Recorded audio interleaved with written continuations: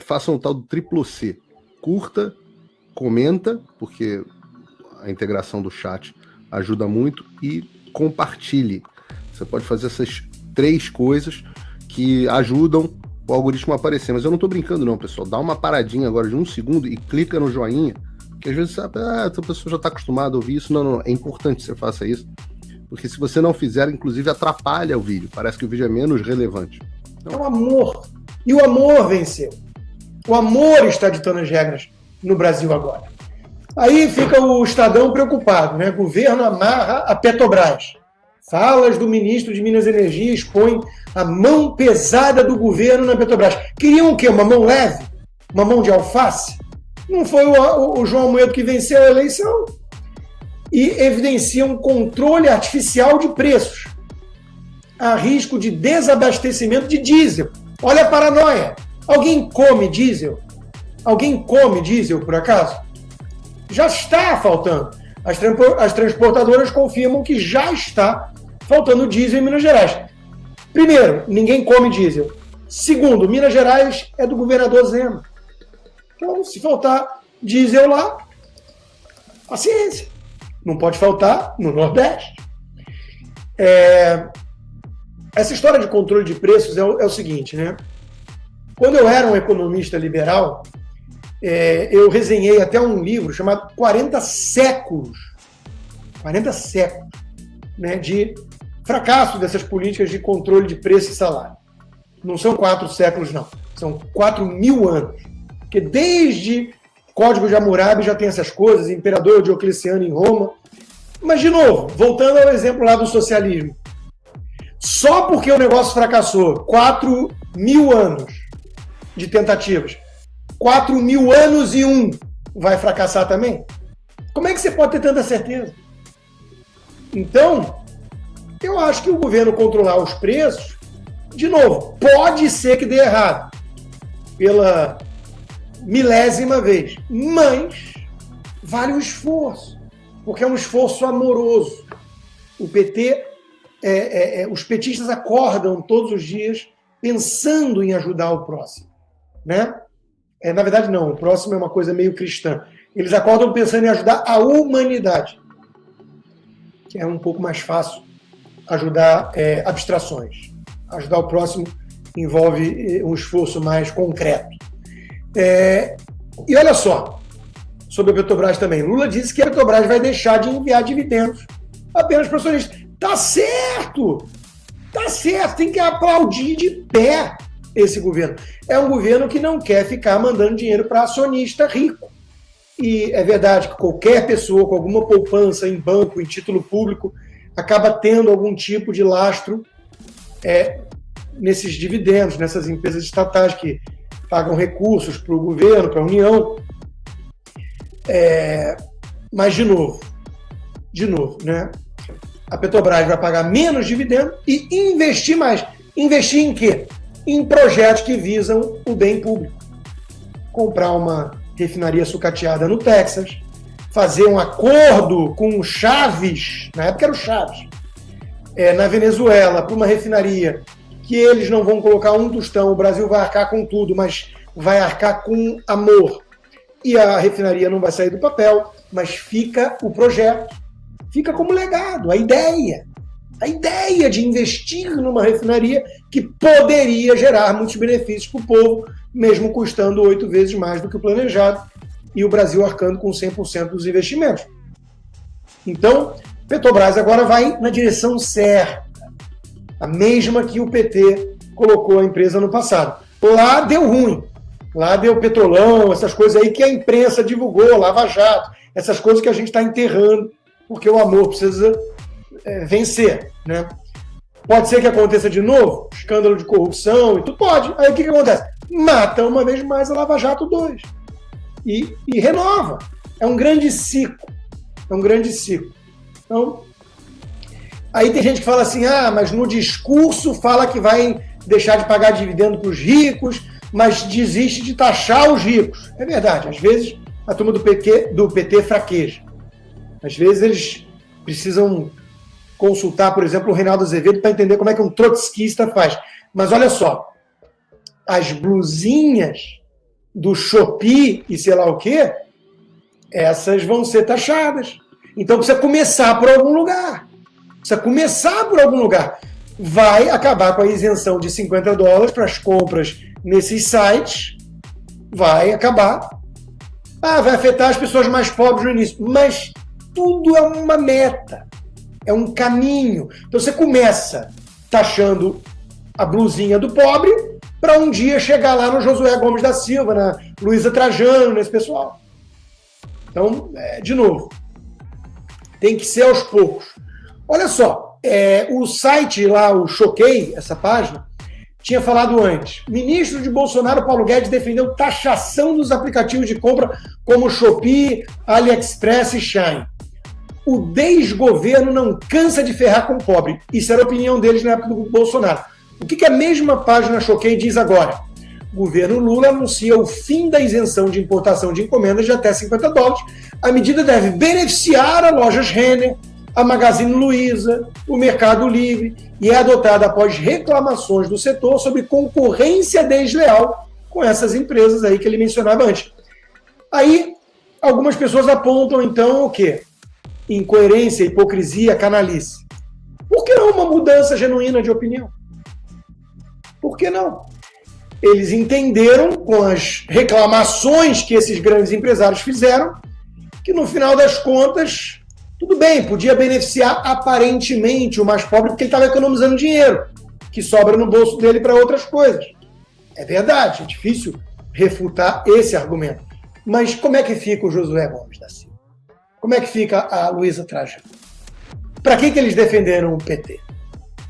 Para ver sitezinho beneficiar os mais pobres? Então, tudo é uma questão de trade-off. Eu acho que o Choquei mudou de opinião de forma legítima. Não é porque saiu o Bolsonaro e entrou o Lula. E ele falou que o Bolsonaro ia fazer um negócio terrível, o Bolsonaro não fez, Lula fez, e de repente ele não acha mais terrível. E só por isso a gente vai apontar que ele é hipócrita. Esse canal aí, Choquei? Não, você fica chocado com algumas mudanças abruptas de opinião, você fica chocado, mas o nome da página é Choquei. Então, tá chocado. Chocou. Então, é mais ou menos isso. Detalhe, a Janja já tinha explicado. Explicando até para o Choquei. A taxação é para as empresas, não é para o consumidor. Então, funciona assim. As empresas vão ser taxadas, vão subir o preço, o consumidor vai pagar mais caro, mas não de imposto. Porque quem recolhe o imposto é a empresa. Ele pagou mais caro pela blusinha. Eu estou falando assim porque foi como aquela renomada jornalista Vera Magalhães se referiu ao que essas lojas virtuais vendem. É blusinha, né? Então, meus amigos, não é mais imposto. É mais salgado o preço.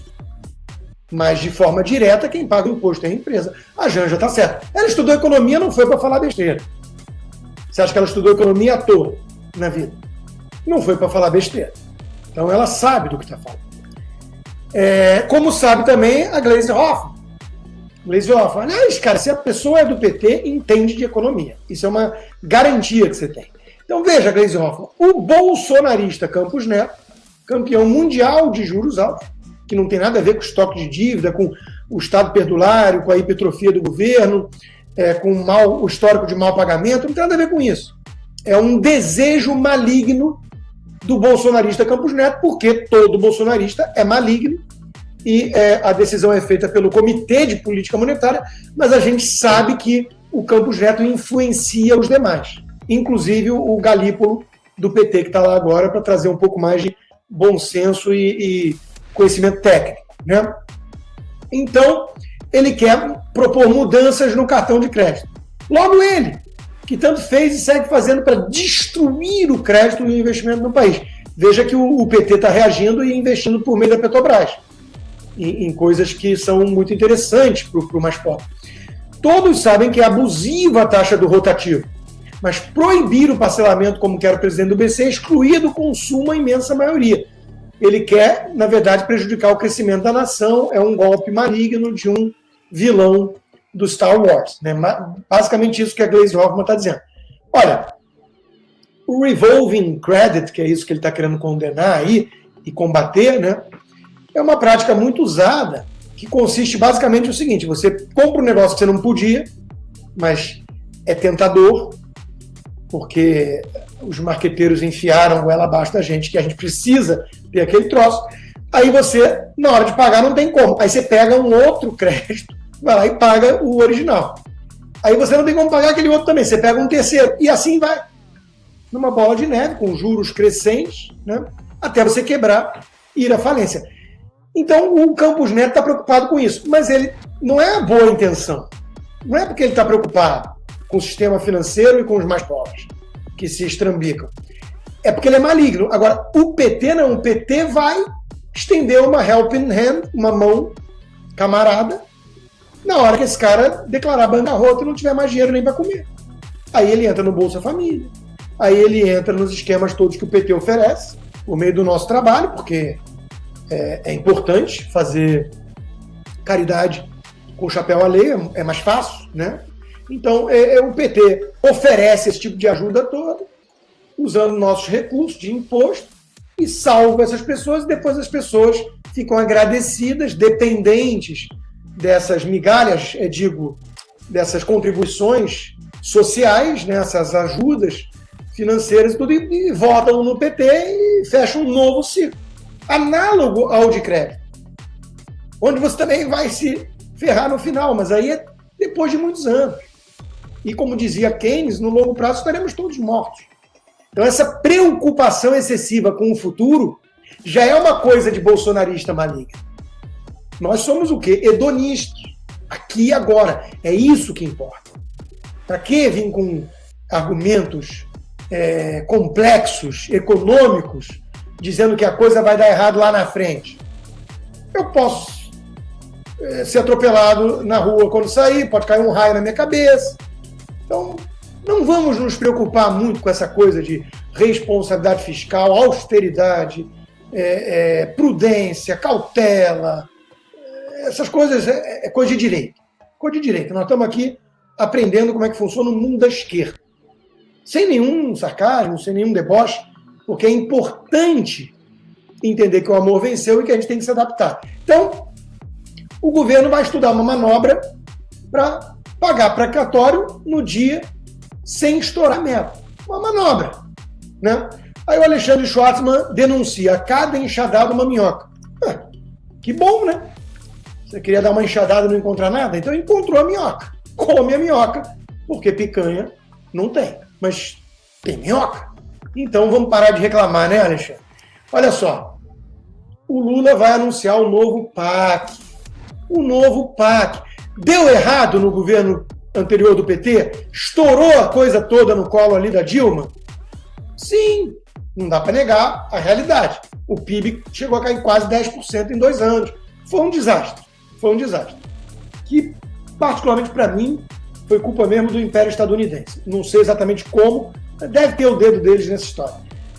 Deu errado lá atrás. Por que vai dar errado de novo agora? O Einstein dizia: insanidade é aquele que repete tudo igualzinho de novo e espera resultados diferentes. O Einstein dizia isso. Mas quem era o Einstein na fila do pão? Só porque ele contribuiu aí com a bomba atômica que eu aprendi no filme do Oppenheimer, eu vou levar a sério o que esse cara falava? Então, deixa o Einstein para lá e vamos no Via Janja, a Glaze, o Lula. Tá tudo certo. Paim diz: vai investir mais. O PAC vem aí, o programa de aceleração da campanha, do crescimento. E dessa vez não temos por que duvidar que vai dar certo, né?